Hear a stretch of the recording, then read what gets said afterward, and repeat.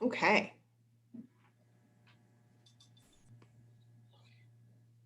I think we're good if everyone wants to unmute themselves.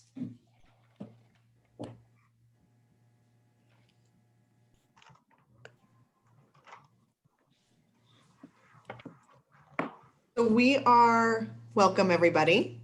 I'm Gina, the Seattle Design Center Marketing Director. We are so happy to be able to have you here, put something on for you. I think there's going to be some great little facts and tidbits that we'll learn today. Feel free to ask questions in the chat and we will get to them as we go along. And then I think we'll be good to go. We're going to start and let everybody. First, I'm going to actually show a video that we produced, and it kind of goes through what SDC is and how to use the Design Center from an interior designs point of view. So if you just give me one moment, I'm going to get that up and running.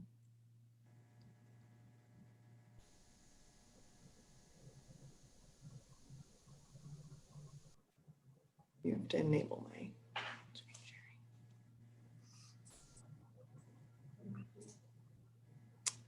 I think you have to make me a co-host.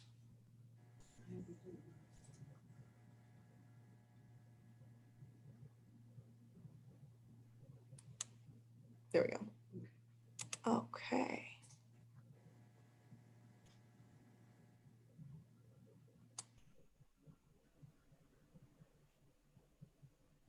All right, here we go.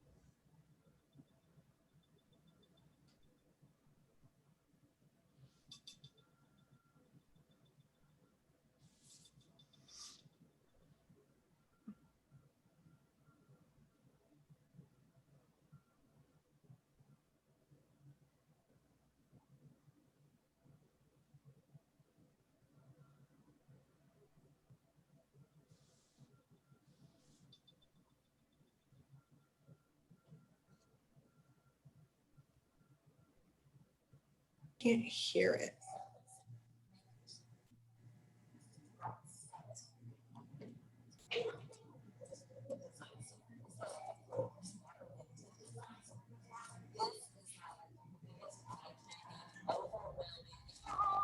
Can you hear it?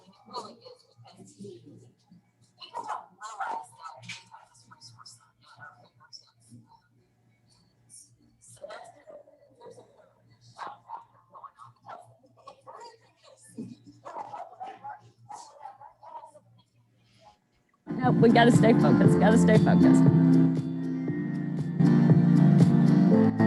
So one of the things I really love about coming here too is that if I'm in a hunt for accessories, I can go like to Leffler, I can go to J. Garner, I can go to DFG, I can go to Kelly Forsland. They all have really great accessories and I can take those off of their sales floor on approval, usually 24, 48 hours. And then I can, use those as that final layer on the, end of your project and just raise the quality level and elevate a space with beautiful accessories. It can be considerably overwhelming to come in here and try to pick accessories, and I'll mostly do that for you. I just wanted to kind of give you a rundown of some of the bigger pieces. So what I usually do is I start with the bigger pieces. A lot of times accessories are difficult because people get the scale technically, you know, they get a scale too small. Like for instance, this bowl's amazing and it looks really big, but the impact that it'll give is significant. So I'll pick the bigger accessories from here and then we can fill in with your own personal items. Good morning. You know, it's very important to familiarize yourself with the different ways that the showrooms operate. I've noticed that when I bring a client in, it is my role and it's my job to explain to them that we're entering a corporate showroom or that we're entering a multi-line showroom. That helps them understand, as well as a new designer, how that showroom's going to operate and where they're coming from when they're presenting product.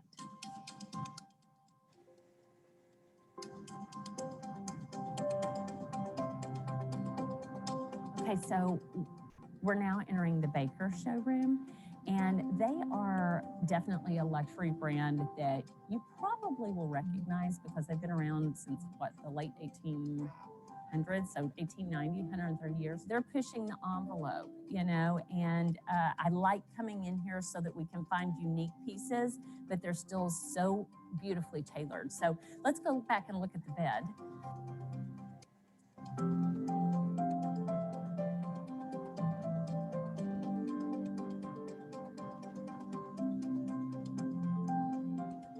So they've mitered the fabric right here, and then they've done a continuation that goes into the arm.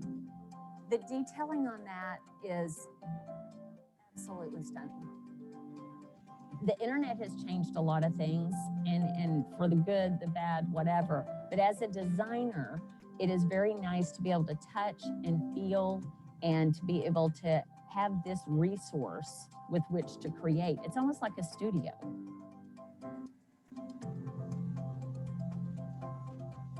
I try really hard to just make sure that they're comfortable. I want them to have fun with it. You know, I want them to come in and go, wow, this is fun, and enjoy the process, because that's part of it when you're working on a space. Part of it's the process, and coming to the design center is part of that process. Well, I feel like I can rely on the showrooms and the sales associates. They are the behind the scenes help. They don't get enough credit, actually. But anyways, they have proven themselves time and time again to always have my back in terms of giving me product pricing quickly, helping me resource something additionally, following up on an order when I may have forgotten about it. They are extremely helpful.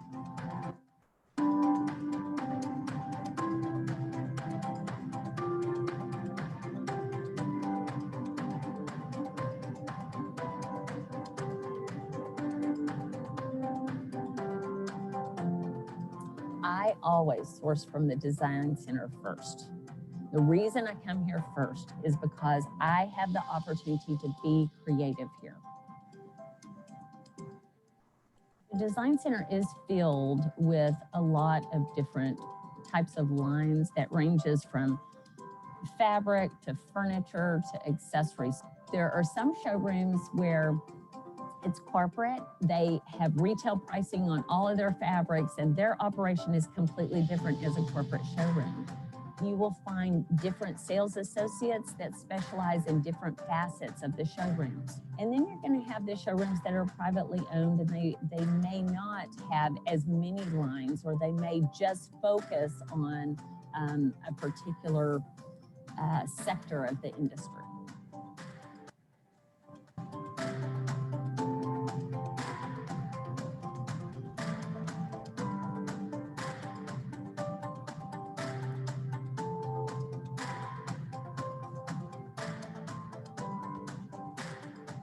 Well, what I'll do is I'll follow up with you.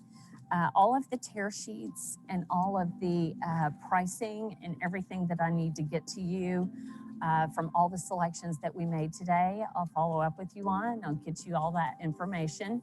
I'll be working behind the scenes with the showrooms, obviously, to make sure that we have the pricing right and that we have the lead times and all of the things that we need to have in order.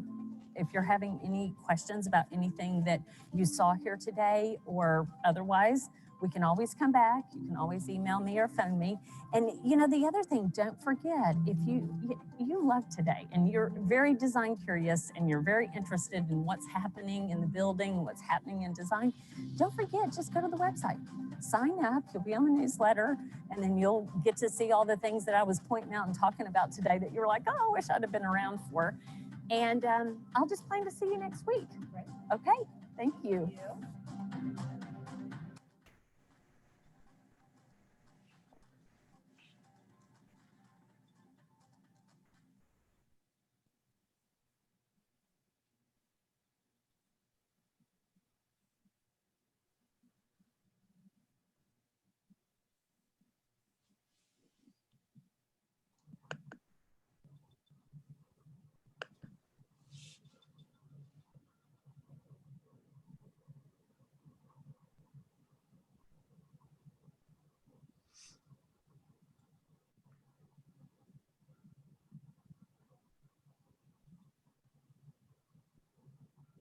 Let's see about that.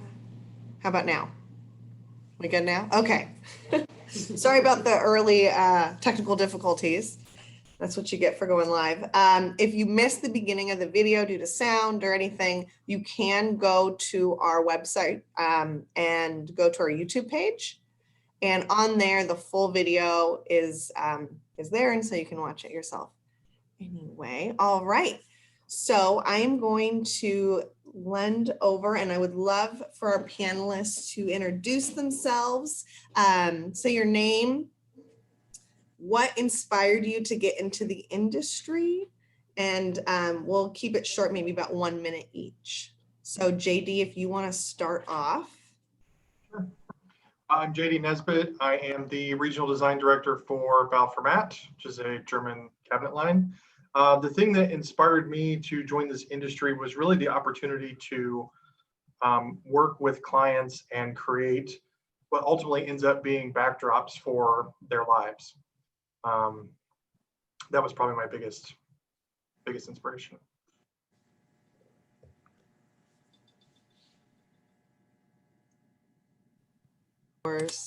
There we go. Catherine, you want to go next?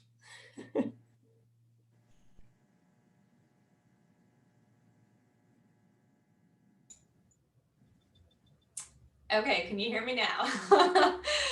I'm Catherine, and I was an event planner before I came into the interior design industry. And so what inspired me personally was being able to create these spaces that, sort of like DJ said, were these lasting experiences for people to live and work and play. So I went from creating these temporary experiences to building environments that would really support daily life and activities. And that was more lasting and more fulfilling for me. Sick. Great. Let's go with Ashley.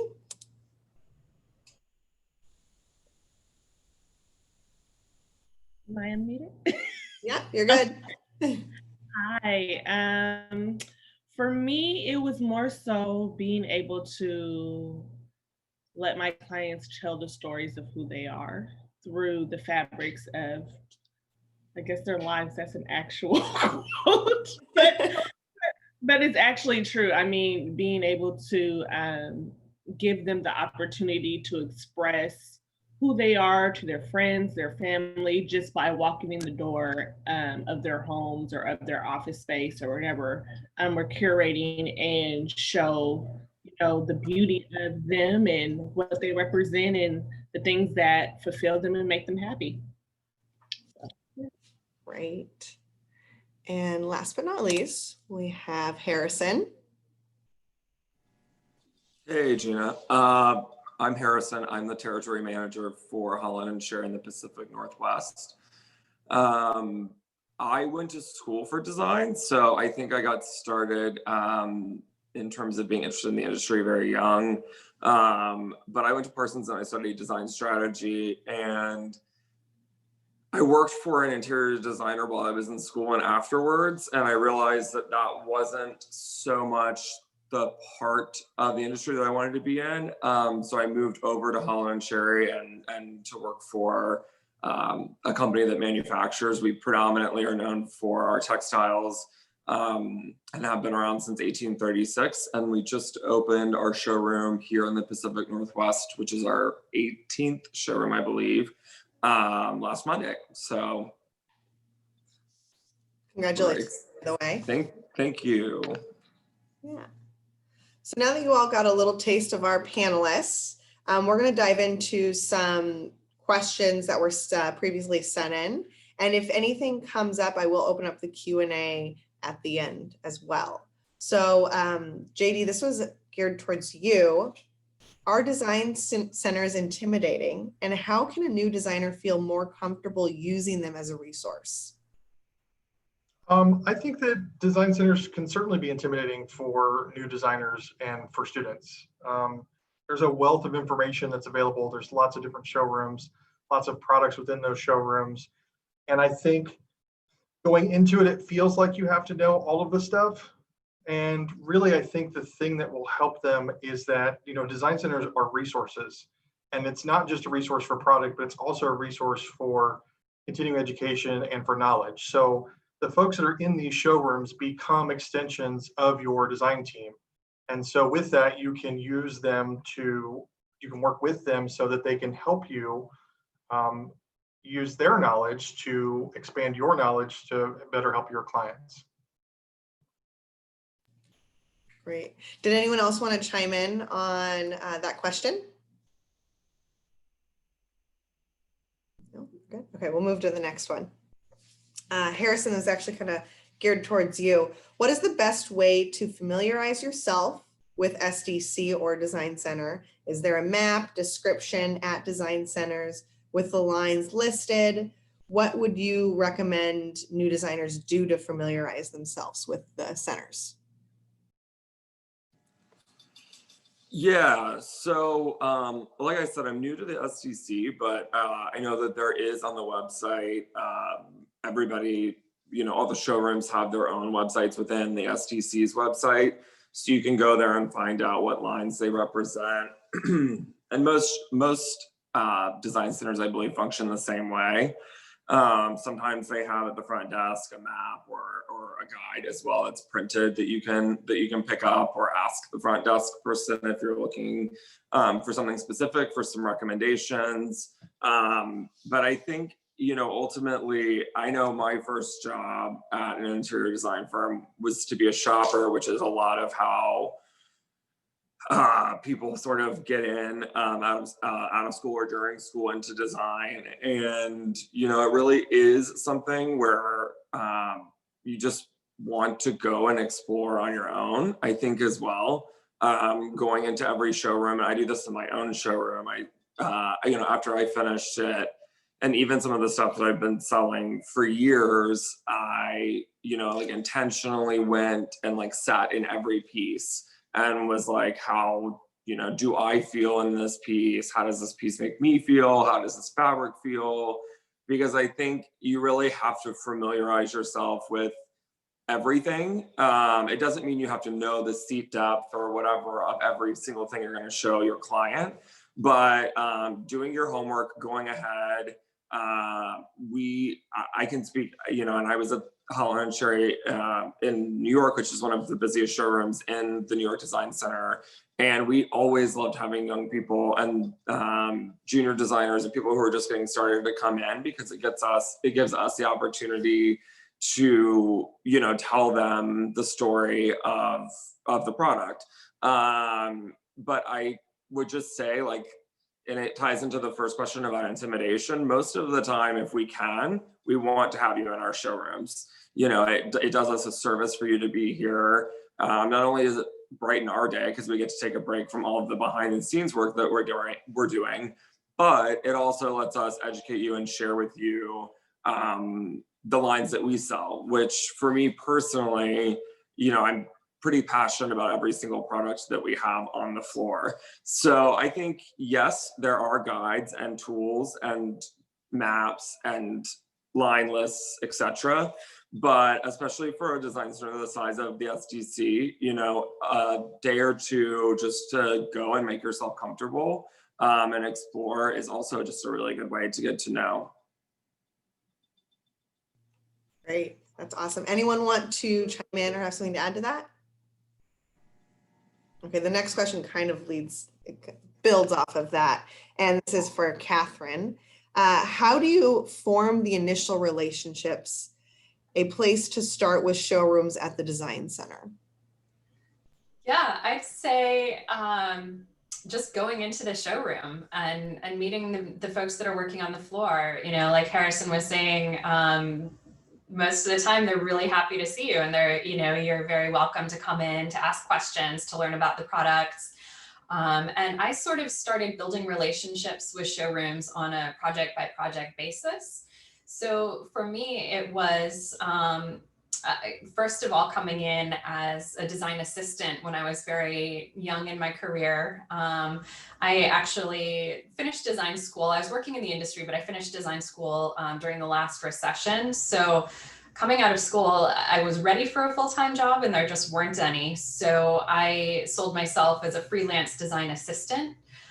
So I worked with a number of different designers, and it was a really interesting experience and very educational to see how they all worked, what their process was, and who their go-to vendors are.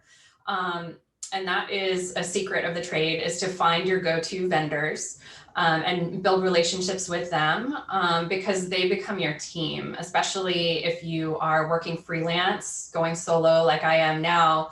The sales reps, everybody I work with through the design center and through the manufacturers themselves, they are my team and they have my back. So I would come into the showroom because a client wanted something very specific, and maybe I didn't work in that style, or I'd never specified that type of product before. So I did research online. I went to the SDC website, then I'd go into the showroom. Maybe I'd call ahead of time, send an email, and really just, you know, pick their brain and find out what was the best product for this client. How do you maintain it? What is the pricing structure like? So it was just a really evolving process to build those relationships. There are so many products, so many vendors, and I know as a young designer or a new designer coming into the industry, it can be really intimidating, and because you feel like you know nothing, because there's so much knowledge to be had out there. But just starting on, you know, as things come up, and really becoming an expert just as you go, one step at a time, I'd say is the best way to build those relationships. And then of course, maintain them over time too, because like I said, those showrooms really become your support team when you're in a project. You know, if something goes sideways, if you have a tight deadline, the staff will be there 100% to back you up. So. Fantastic. Does anyone want to chime in on that or have anything to add? Okay, great. Oh, Ashley. I was just gonna agree with Catherine. When you're, you know, for me as well, when you're coming in, you can be very intimidated. But I feel like the folks at the design center make it very easy to navigate and figure out what it is that you're looking for, and help you be a little bit more intentional with your search versus coming in and knowing that you want something, but not exactly what that something is. And they can really help you hone down what it is that specifically that you're looking for, and then help you find, okay, now, once we got that specific thing, how is it that we can make that individualized for your client and what their individual needs are. So I think that's the good thing about the design centers, that they help you navigate through through the different things that you need for your clients, and are a resource to help you build upon that and make it a lot easier throughout the process versus you doing everything on your own. They always say, you know, if you don't know, ask for help. And I would say that the design center is very, very, very great with, you know, helping and really, you know, walking you through the path of completion with your clients. So That's great. It's really helpful. I think the other thing too that's worth noting is that that new designers can take into this is that every single one of us that's a professional that's been in the industry for any length of time, we all were where they are now. So everybody was new once. And so a lot of us remember what that was like. And I think it could help them to think that as they go into this so they can be a little bit less overwhelmed by it. It's a great point. So the next question's for Ashley. We can't help but notice that in the design industry, there is a lack of diversity. How can we get more diverse groups of designers to feel comfortable in the industry and grow from there? I would say the best way is just to get to know your fellow designers. For me, going into the industry, it was something that I realized that there wasn't a lot of people that look like me, especially here in Washington. I'm still kind of searching and grabbing my my allies and things together. But the good thing is that through the process, I've been able to meet with a lot of other incredible designers that necessarily don't look like me, but we still have the same goals and we work in the same industry and we're able to collaborate and help each other. And I guess it's more so figuring out who is who in the zoo, I guess, and who's all around and be able to make those partnerships with different people and things like this. That give myself a platform. I am a person of color, and it's not every day that you see a person of color on platforms like these. So I guess it's more so reaching out and figure out who is there and just giving them an opportunity to make their presence known and be available and present in the moment. Fantastic. Thank you, Ashley. Our next question is for Harrison. What is it like specifying for products and stuff at the design center as opposed to working with big box stores?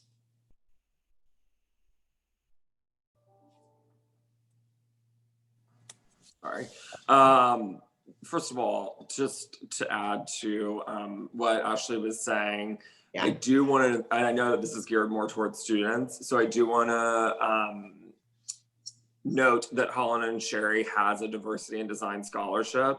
So for any students who are currently in design school, you can go on our website and find out about how to apply for that scholarship. I don't want to say the wrong number, but it's a substantial amount of money. So if you're in school and you're looking for scholarships, I know that school is extremely expensive. Design school can be even more so expensive because a lot of them tend to be private. That's something that we're trying to do our part and as much as we can in terms of making sure that the barrier to entry, just the sheer cost of getting a degree in design, which you don't necessarily need to have to become a good designer. But if you do and you are in education, and I know that there may very well be some people who are thinking about getting into design or that are students, I do want to note that as a possible resource for funding. In terms of a showroom experience versus a big box experience, for me, it's so night and day. A lot of places, and I'll refer from giving specific examples, but a lot of stores that sell retail offer what they call design services. And I think that's usually not a very holistic approach. Obviously, they're working within the confines of what they can sell, which is not realistic for how most people, number one, want to live or actually live. Most people don't want their house to be a catalog. They don't want to just have, one type of product in their whole house, especially if they're, making a big investment and almost regardless of what you're doing, it's an investment, right? Like it's something you're doing, you have extra, money you've saved or whatever to do this. So it's important to you.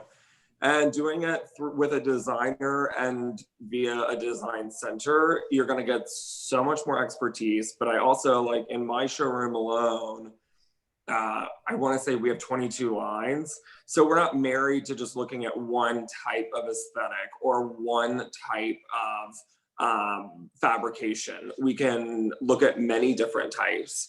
And then of course, I think what big box stores want to do is make it easier because they want to reach a broader audience. So they really want to control and make things as standard as possible. Whereas at least at Holland and Sherry, we over half of our business throughout every year is custom. So we're really thinking about it more. I think design is increasingly going this way, as what people really want is something that's unique. And, that's very hard to find at a big box store. Whereas it's something that can be intimidating to do something custom, but, as many people have mentioned, experts at a design center can lead you through making that decision. So we often say, like, at Holland and Sherry, we don't want to be like a Birkin bag. Like, we don't want to be something that is immediately recognizable for its value. We want to create the exact right thing that's for you and that maybe only you have. So I think that's where designers really get to show off, their best assets. And we as showrooms can be helpful because you're just not getting the generic, how can we make this as simple as possible and as cheaply as possible. You're getting, how can we make this lasting quality, beautiful piece that you're going to have, perhaps even as an heirloom. Fantastic. Does anyone have anything they want to add? Ashley, why don't you go first? I was gonna say, I exactly agree with everything Harrison was saying. I think when you go to big box stores, you kind of are put in a box of what it is that you can show your clients, what it is that you can present to them, what it is that they can have in their home, versus a design center. You can go in and make those specific items tailored to your client. And like Harrison said, it's an investment. So if you're coming in, if you have a client who is looking, who just got their new family home and now they're ready to furnish it, you want to get them something that is going to not only last, but also is going to be something that they will love over time. Something that would appreciate over time, versus if you go to a big box store, it may be something that they can have for 1 or 2 years, and then they would have to give it away or sell it or replace it, whatever the case is. Whereas if they have something that's uniquely theirs, they're most likely going to keep it for a long time and cherish that thing that was custom to them and for their family, and even something that they can pass on later on in life. I look at furniture almost like jewelry. If you have an antique chair or a custom chair that my grandmother had, and that's something that she sat in, if it's great quality, great material, that's something that you may want to pass that on to that family member. So like I said, furniture to me is just like jewelry for the home. It just enhances it, and it's something that you can definitely pass on. So I love that. I love that. Catherine, you had something you wanted to add? Yeah, so I 100% agree with what Ashley and Harrison said. And to build on that, there is also the practical liability consideration as well as professional designers, in the sense that when you purchase through a showroom, like I said, you have the whole team to back you up.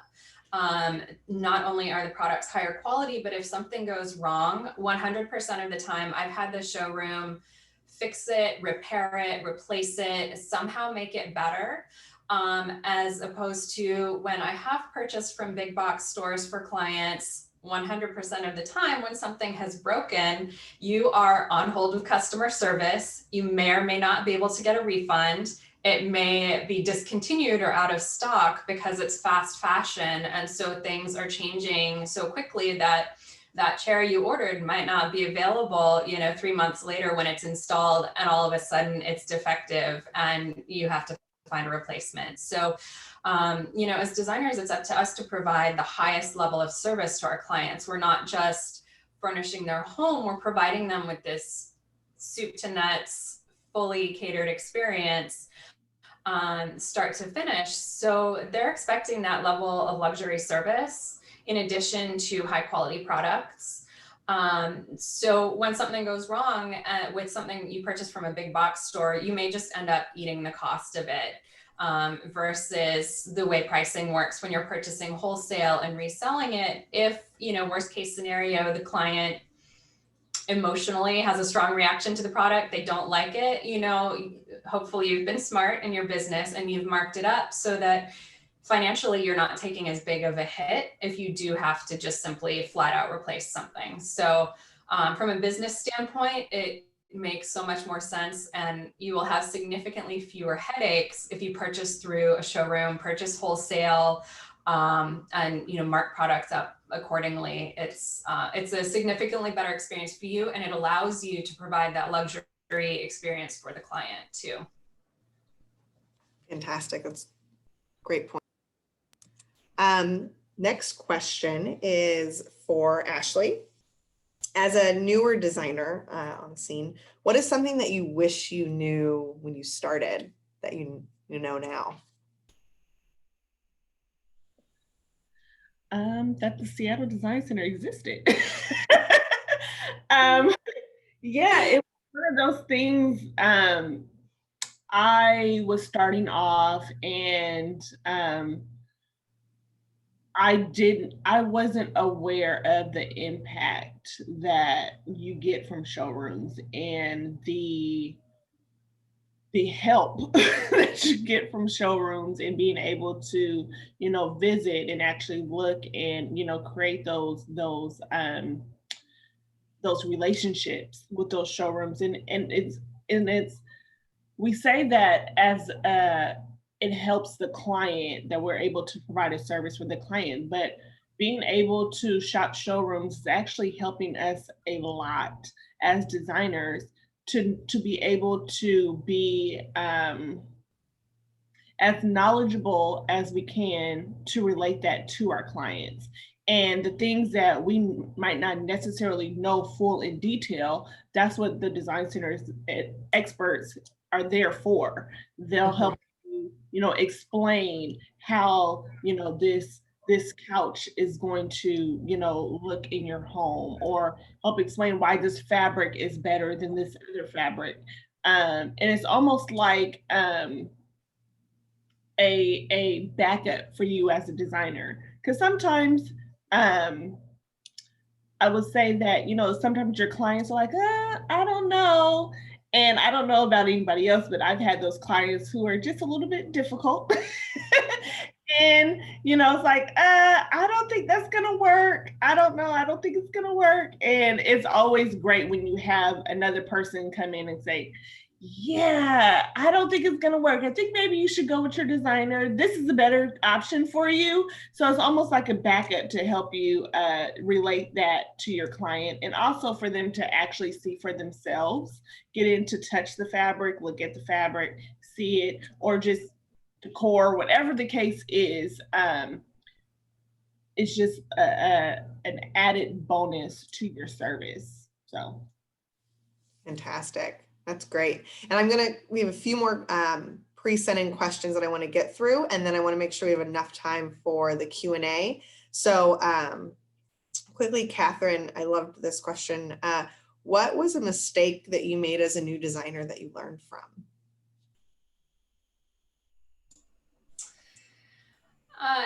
So first of all, I'd like to say that the word mistake, I think, has a lot of really negative connotations. I think it's a little bit anxiety producing.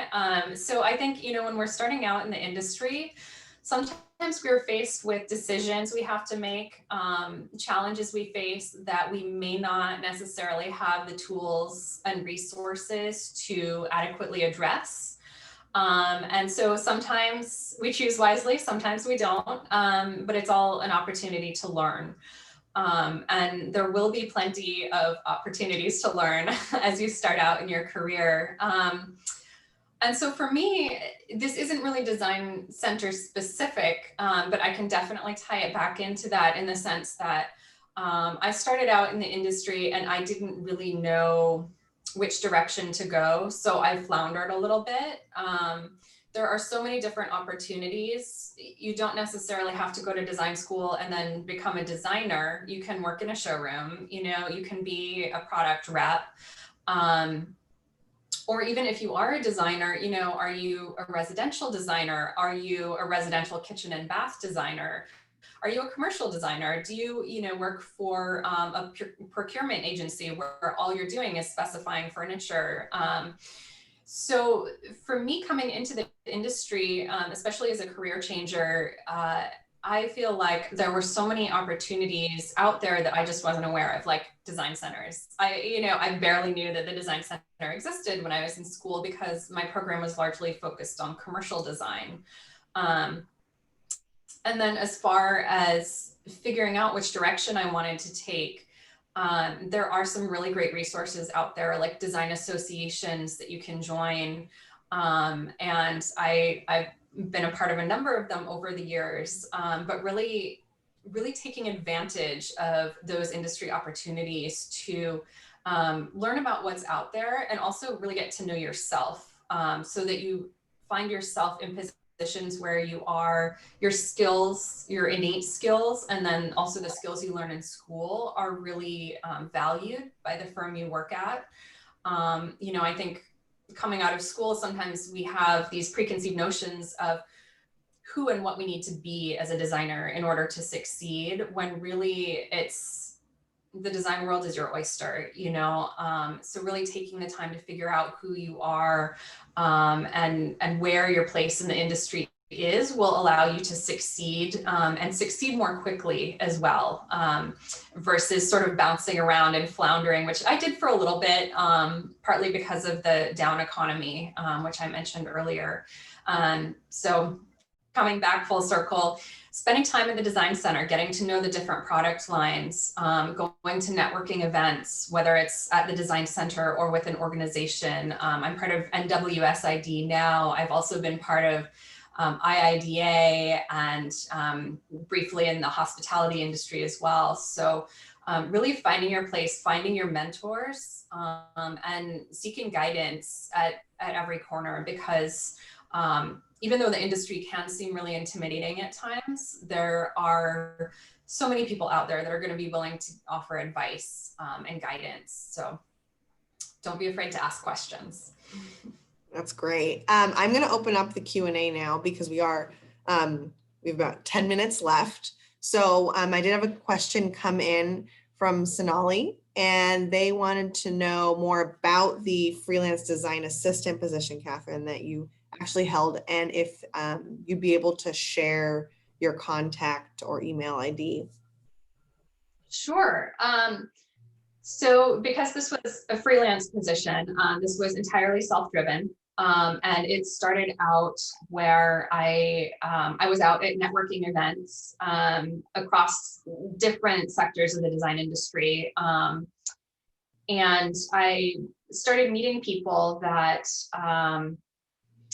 needed assistance with something, whether it was SketchUp modeling. I was doing that for one designer, or I was actually in a showroom, and this was so long ago now, I don't recall all the details, but I was in a showroom and somebody mentioned that there was a designer who was looking for help.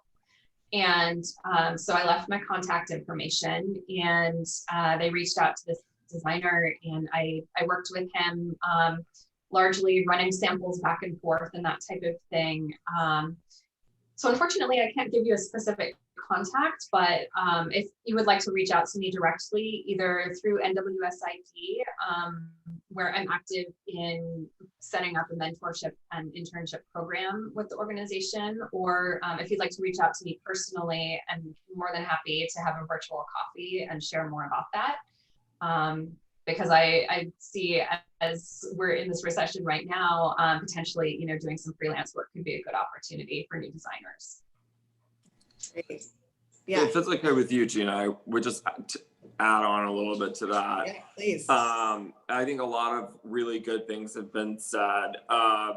First and foremost, like, it sounds like many of us, but I went to school for design strategy. I did not go to school for interior design.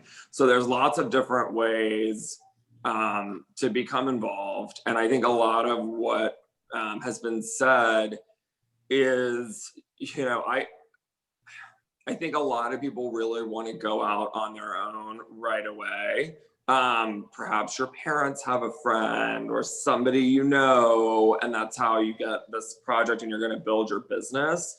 I really agree with Catherine's statement about mistake being the wrong word, but you can learn on other people's dime, so to speak, and it can be well spent to do work for other designers. I mean, it's just to go out with the idea of, and I can just really remember so many of my colleagues were so passionate about design that they really wanted to do their own thing right away.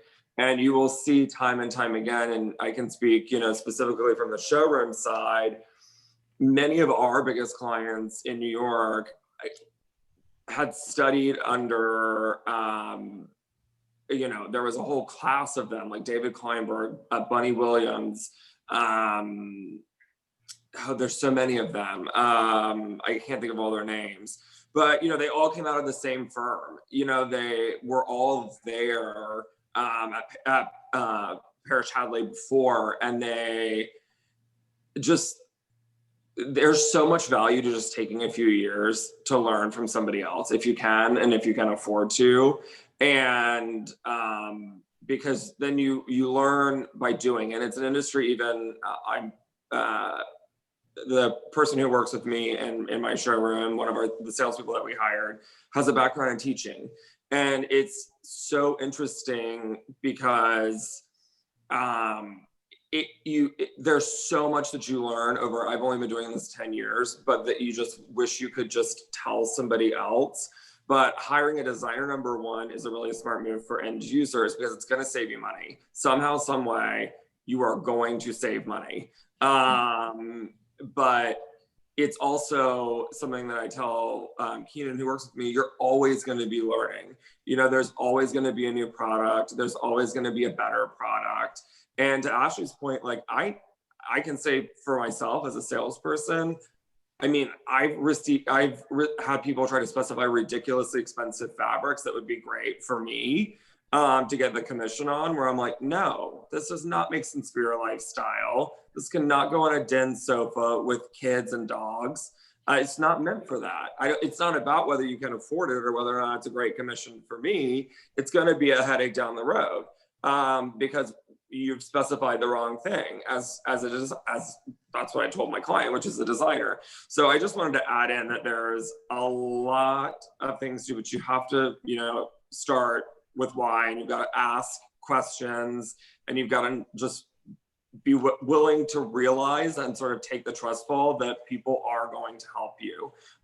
My very first day as a design shopper, I was told to go to Holland and Sherry by my boss when I was working at a design firm. It's 100% why I work for Holland and Sherry today, because she goes, "Oh no, you don't know what you're doing, do you?" And I said, "I have not even the slightest clue." And she was like, "I've worked with the designer that you're working for 5 years. I know exactly what she wants. Let me show you. And I'm going to give you a list of the other showrooms you need to go to find these other things." So that is 100% how I ended up coming full circle to Holland and Sherry, is because I just showed up with my list and I was like, this designer wants all this, and I don't even know the difference between what this and this look like. I don't know what I'm looking at. So it is so important to ask for help. I think that's double-sided too, though. I think it's worthwhile to work for somebody else starting out immediately, to put you through the paces, both to learn all the right things, but then also it's also an opportunity to learn the wrong things. And that may not necessarily be the wrong things that designer is doing, but maybe the wrong things for you as you proceed into the design industry. I spent 2.5 years when I started out working for a very persnickety high-end designer and learned a lot about the right things and a lot about the back end of the business. But I also learned a lot about how I wanted my client relationships and client interactions to be, and the experience I wanted my clients to have versus what I was experiencing that his clients were having with him. So I think both sides of that are equally important as you're starting out in the industry.